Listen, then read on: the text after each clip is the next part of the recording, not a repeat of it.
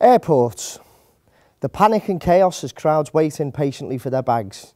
The dozens of overpriced coffee shops filling the air with its warm, sickly scent, and the number of children insistent on carrying their own cases, much to the annoyance of their mums and dads.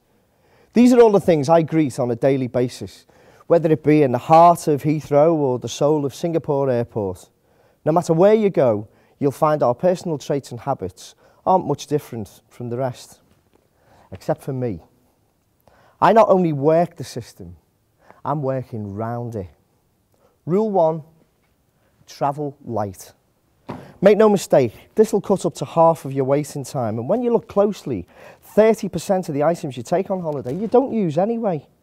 This brings me on to my second rule, know where you're going. You don't take swimming shorts to Greenland, and you don't pack a suitcase to Madagascar. Be realistic. Rule 3, in 2010, 65.7 million passed through Heathrow Airport. That's 180,000 a day. Do you really want to be the guy who held up the population of Samoa just because he had a couple of pennies in his back pocket? Know what you're carrying. This will save me time and it'll save you embarrassment at security. Now, as good as I am at it, believe it or not, I'm not here to give you advice. Instead, you're coming with me to Bangkok, Sleaze Central, crime capital, or whatever you'd like to call it. The chances are you're not sure about me, and I wouldn't blame you, but let's not forget, you're here for a reason, and I've got a job to do. 32 Lang Swan Street, flat 28. That's where I'm taking you. Lang Swan. Oh, that sounds familiar. I've been to Thailand numerous times, mainly with the old man when I was younger. I've had a couple of jobs here, but nothing more than an overnight stay. I can't stand the place, to tell you the truth. I've been here 10 minutes, and already I've been offered a watch, a foot massage, another watch, and some cheap DVDs. The smell, the noise, the taste, all of my senses are being attacked at once. This isn't living. This is surviving. My dad spent 10 years here before he died.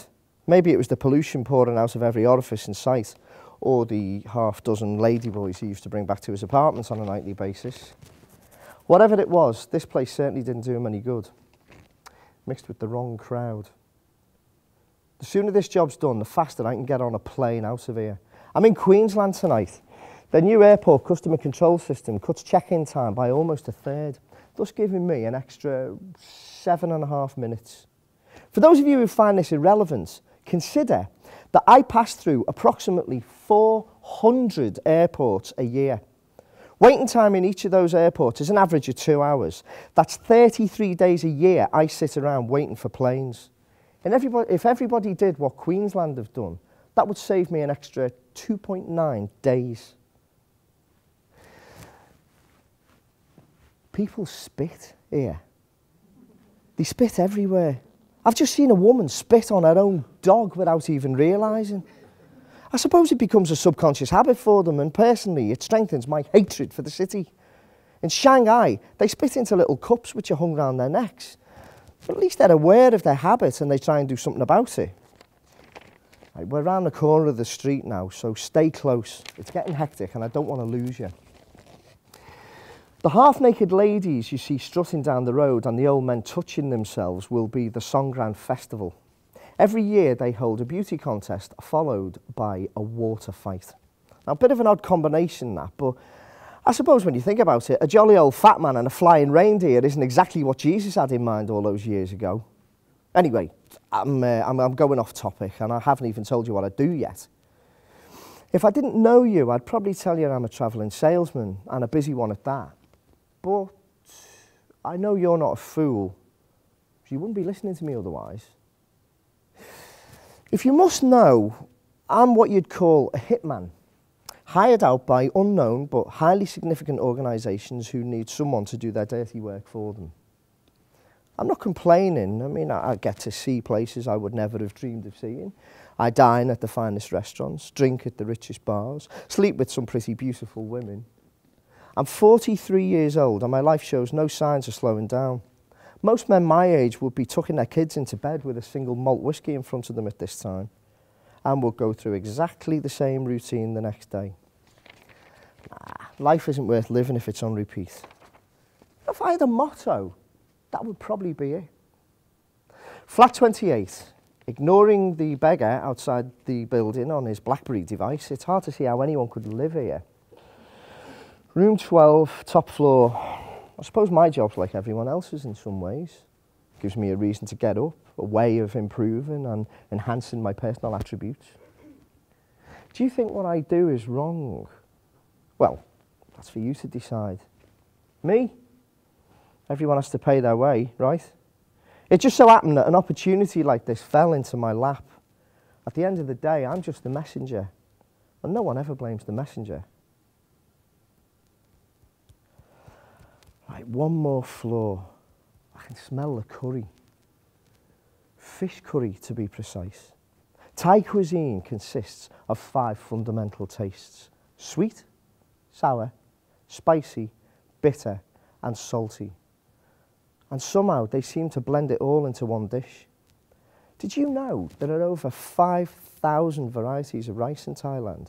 So big, in fact, they opened their own institute for it. No, I wasn't that enthralled either. Okay, here we are. I've been doing this for so long now, I should know what to expect, but that feeling in your stomach never seems to tire, no matter how many times you go through it. Gun at the ready. The door seems to be open, which saves me a job. Tiptoes. A process made harder by the trash-filled floor. The lounge is in the centre, so it's easy to see if anyone is in either the bedroom or the bathroom. They're not. Wait. Did you hear that? Came from the kitchen. I've got him. Tiptoes. Always remember, tiptoes. There's always certain habits you pick up in a career, most of the time without even realising. Just like half of Bangkok and their constant dispensing of saliva. There we go. It's when the adrenaline kicks in that really sets it off. You know, when you can like feel the heart pumping and a tiny flame in your stomach slowly expanding. That's what makes any job worthwhile. That hidden passion inside you ready to be ignited. The power of uncertainty and the heightened impulse to take the risk. Nevertheless, just like any career, it'll always have its downfalls.